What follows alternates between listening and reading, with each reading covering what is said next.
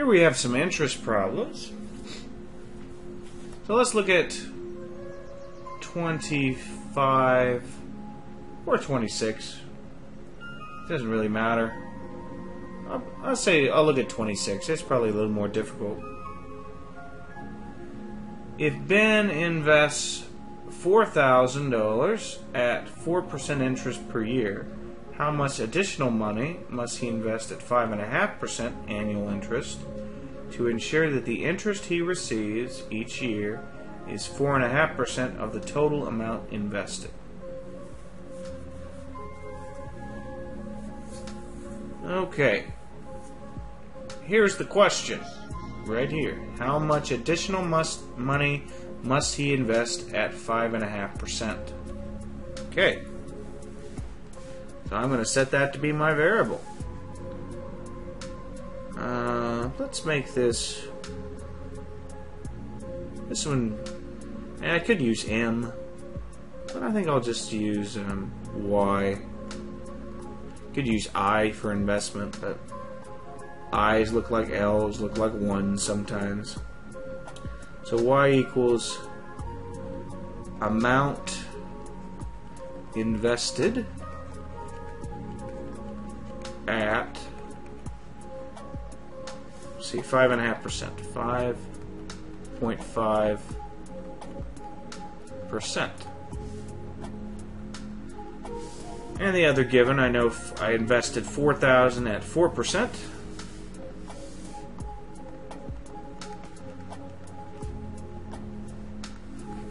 Might as well, let's make a note of that.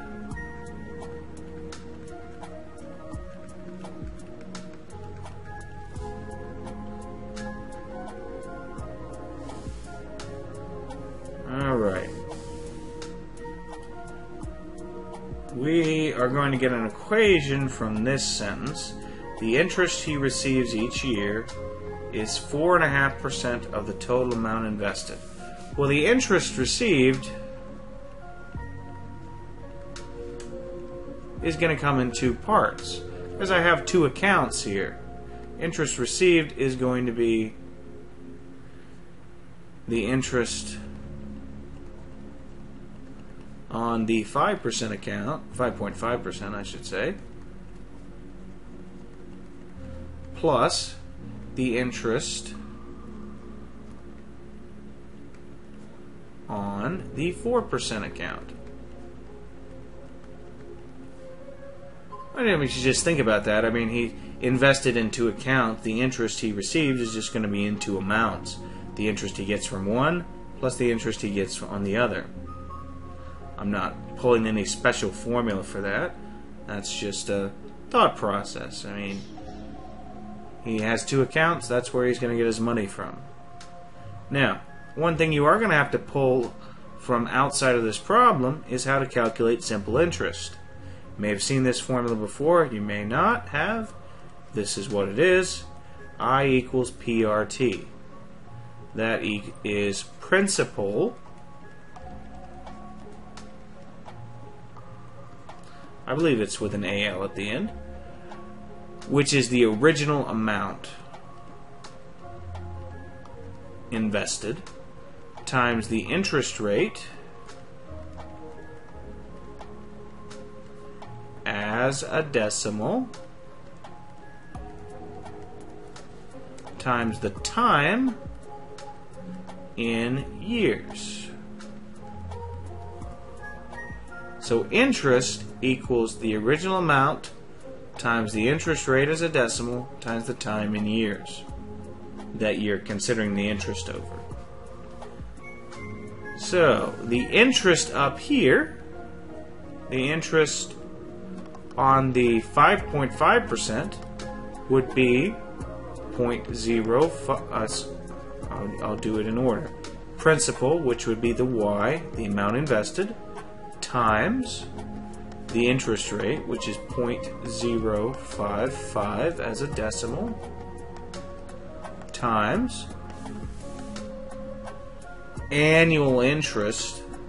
So we're only considering a single year. Here, very similar. The amount invested is 4,000. The interest rate is 0.04. And we're still doing a single year. So the interest received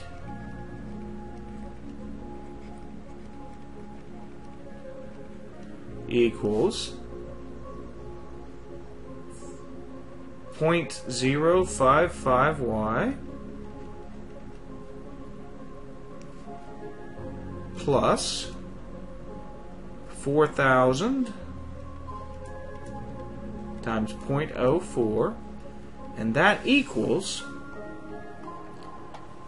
4.5% of the total amount invested.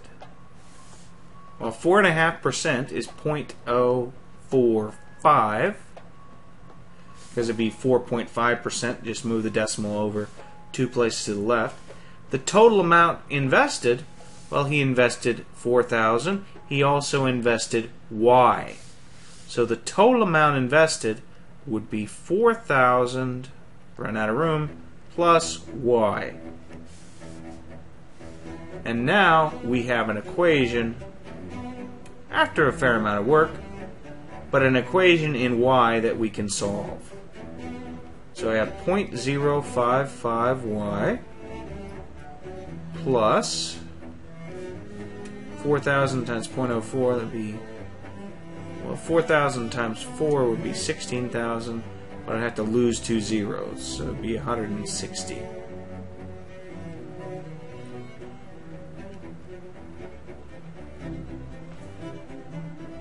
Equals, no idea about 0.045 times 4,000. Well, I guess I do. It's basically 4 times 45, because times 1,000 moves the decimal place over. So it's just 4 times 45 would be 180. So I have 180 plus 0.045y. And I'll check it at the end of this one, because this is more complicated. Alright, well, this is a linear equation. I just need to get all my variable terms on one side. So I have 0.045y minus 0.045y minus 160 minus 160. So that's going to get me 0.01y or 0.010 if you prefer, equal 20.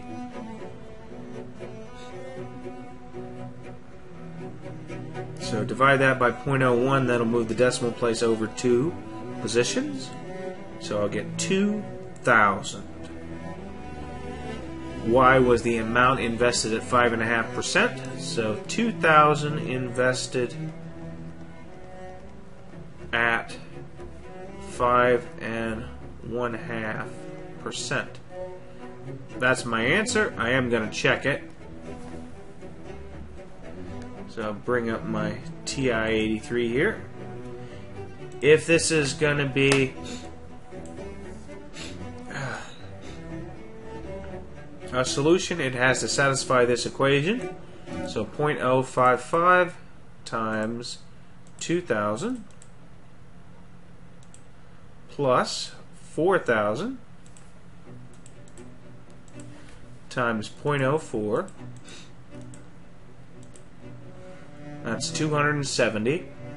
And then 0.045 times 4,000 plus 2,000. So 0.045 times 6,000 is also 270. So yes, the sum of the interest on both accounts is equal to 4.5% of the total investment. And we've solved the problem. I'll do 33 here real quickly. You'll see something similar in your homework. A movie star unwilling to give his age posed the following riddle to a gossip columnist. 7 years ago, I was 11 times as old as my daughter. Now I'm 4 times as old as she is. How old is the movie star? Well, if you have A equal age of movie star,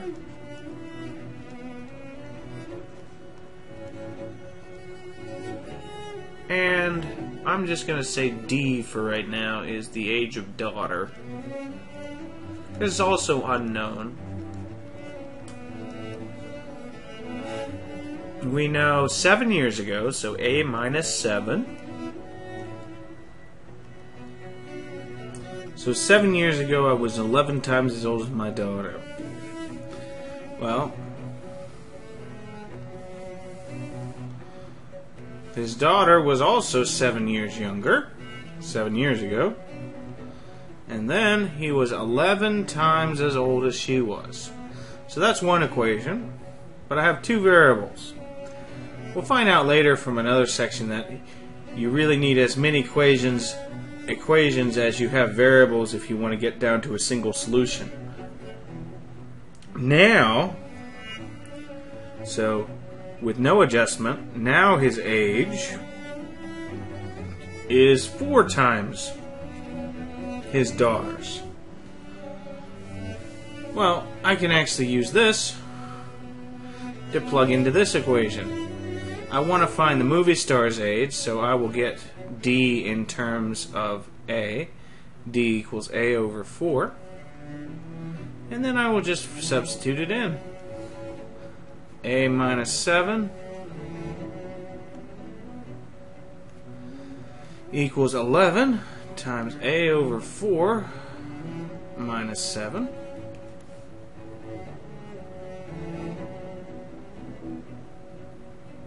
So I distribute the 11 through. A minus 7 equals 11A over 4 minus 77. I'd probably multiply off the 4. Let's move the 7 over first, though. A equal 11A over 4 minus 70. Multiply everything by 40, by 4, not 40. Multiply everything by 4, and we get 4A equal 4 times 11A over 4 will give me 11A. 4 times 70 will get me 280. Move the 11A over, negative 7A equal negative 280. Divide by 7, and I'll get A equals 40. So that should be the age of the movie star. Let's see if that works out. Okay. Right now, he's 40, so his daughter should be 10 years old. 7 years ago, his daughter was 3. He would have been 33. 11 times 3 is 33. Yes, that should check out. 40 years old.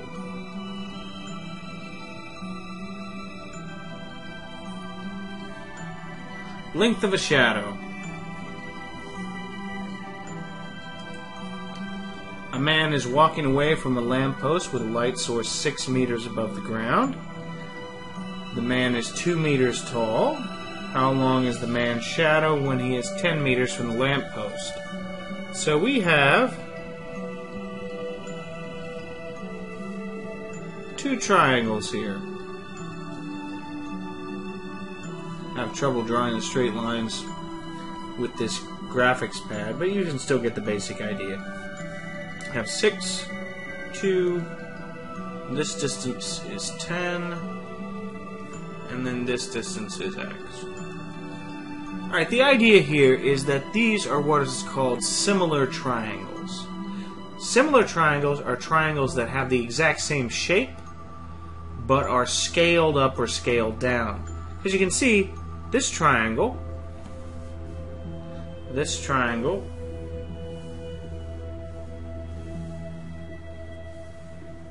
is the same triangle as this triangle. It has the same angles, same side proportions. It's just this one is scaled up. It's a larger version of that triangle. Well, this is actually true for any kind of similar shape. Similar shapes have proportional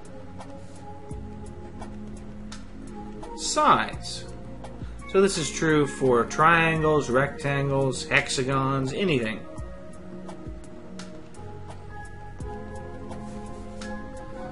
So that means I can set up the sides in relationship to each other. So for example, 2:6. The vertical side of the triangle is to the vertical side of the triangle, as the horizontal side of the small triangle is to the horizontal side of the big triangle. The horizontal side of the big triangle is 10 plus x. Note, I also could have set this up 2:x. One side, the vertical side is to the horizontal side, as 6 is to 10 plus x. And that would also have been true. The important part, though, is that once you get here, you can clear the fractions, so basically cross multiply, but I'm going to write the whole process. In fact, let's reduce first. 2/6 is 1/3. X over 10 plus x.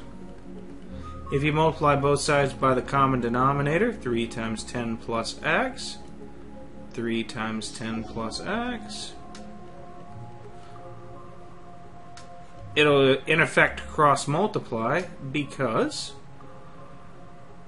the opposite thing will cancel out on both sides. So now I just have 1 times 10 plus x equals x.